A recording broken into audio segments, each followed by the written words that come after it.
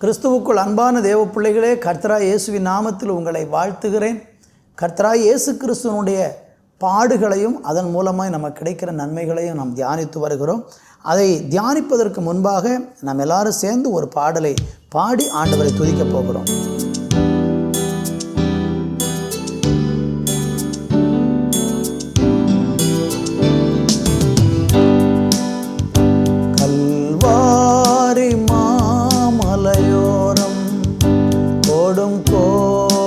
காட்சி கண்டே கண்ணில் நீர் வழிந்திடுதே, இந்த மீட்பர் இயேசுவதோ, இந்த மீட்பர் இயேசுவதோ.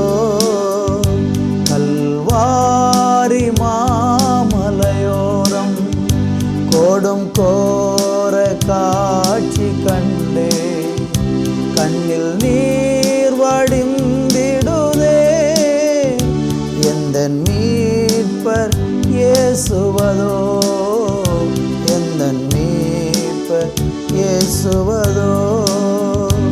எருசலேமின் வீதிகளில் இரத்த வெள்ளம் கோலமிட, எருசலேமின் வீதிகளில் இரத்த வெள்ளம் கோலமிட, திருக்கோலம் நின்றனையா ஒரு குலைந்து சென்றனரே, திருக்கோலம் நின்றனையா ஒரு குலைந்து சென்றனரே, ஒரு குலைந்து சென்றனரே. கல்வாரி மாமலையோரம் கோடும் கோர காட்சி கண்டே கண்ணில் நீர் வழிந்திடுதே, எந்தன் மீட்பர் இயேசுவதோ, எந்தன் மீட்பர் இயேசுவதோ. சிலுவை தன் தோளதிலே சிதறும் தன் வேர்வையிலே, சிலுவை தன் தோளதிலே சிதறும் தன் வேர்வையிலே, சிறுமை அடைந்தவரா நிந்தனை பல சகித்தார், சிறுமை அடைந்தவரா நிந்தனை பல சகித்தார், நிந்தனை பல சகித்தார். கல்வாரி மாமலையோரம் கோடும் கோர காட்சி கண்டே கண்ணில் நீர் வடிந்திடுதே, எந்தன் மீட்பர் இயேசுவதோ, எந்தன் மீட்பர் இயேசுவதோ, எந்தன் மீட்பர் இயேசுவதோ, எந்தன் மீட்பர் இயேசுவதோ. கல்வாரி மாமலையோரம் கொடும் கோர காட்சி கண்டே கண்ணில் நீர் வடிந்திடுதே, எந்தன் மீட்பர் இயேசுவதோ, எந்தன் மீட்பர் இயேசுவதோ. ஹல்லேலூயா. உங்கள் பரிசுத்தமுள்ள நாமத்தை ஆண்டவரே இந்த நாளில் நாங்கள் மகிமைப்படுத்துகிறோம்.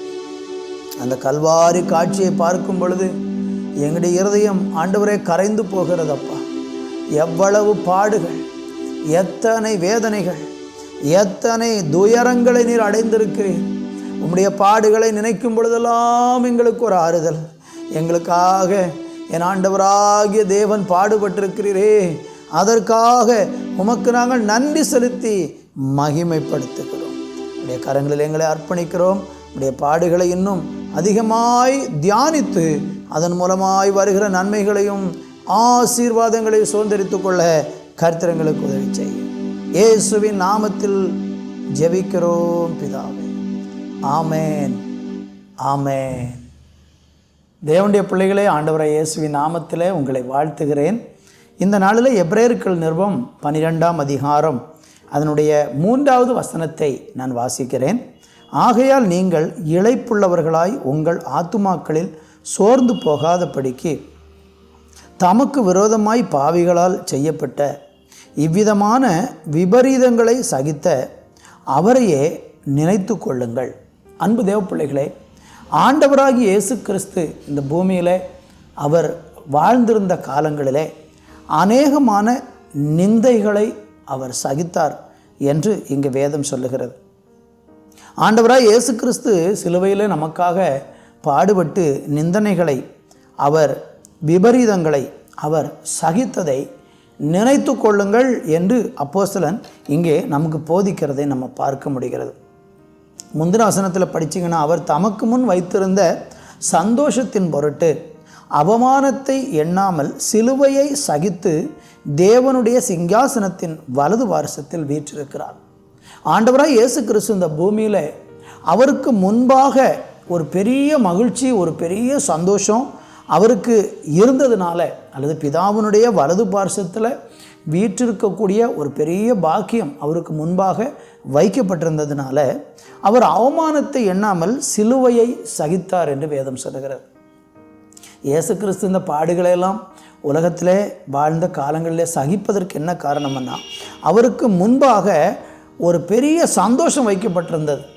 அந்த பெரிய மகிழ்ச்சியை மனதில் கொண்டு எல்லாவற்றையும் இயேசு கிறிஸ்து சகித்தார் என்று வேதம் சொல்லுகிறது. அதனால் இந்த இயேசுவை நம்மளும் நினைக்கணுமா? எதற்காக? நீங்கள் இளைப்புள்ளவர்களாய் உங்கள் ஆத்துமாக்களில் சோர்ந்து போகாதபடிக்கு. நமக்கும் பாடுகளும் உபத்திரவங்களும் வேதனைகளும் இந்த உலகத்தில் உண்டாகும்போது, நெருக்கங்கள் உண்டாகும் பொழுது, விபரீதங்கள் உண்டாகும் பொழுது, நம்மளை அநியாயமாக சில மனிதர்கள் துன்புறுத்தும் பொழுது நாம் ஒன்றை மாத்திரம் மனதிலே கொள்ள வேண்டும். சோர்ந்து ஆத்துமாக்களில் சோர்ந்து போகாதபடிக்கே ஆண்டவராய் இயேசு விபரீதங்களை சகிச்சாரே, அவரை நம்ம நினச்சி நமக்கும் ஒரு பெரிய மகிழ்ச்சி வைக்கப்பட்டிருக்கிறது என்பதை எண்ணி அது எல்லாவற்றையும் பொறுமையோடு சகித்து கொண்டு ஆண்டவரை நாம் இந்த நாட்களிலே பின்பற்ற வேண்டியதாக இருக்கிறது. எனவே உங்கள் வாழ்க்கையில் நீங்கள் உங்களுக்கு முன்னால் வைக்கப்பட்டிருக்கிற எப்படிப்பட்ட பாடுகள், நிந்தனைகள், வேதனைகள் ஆனாலும் எல்லாவற்றையும் பொறுமையோடு சகித்து கொள்ளுங்கள்.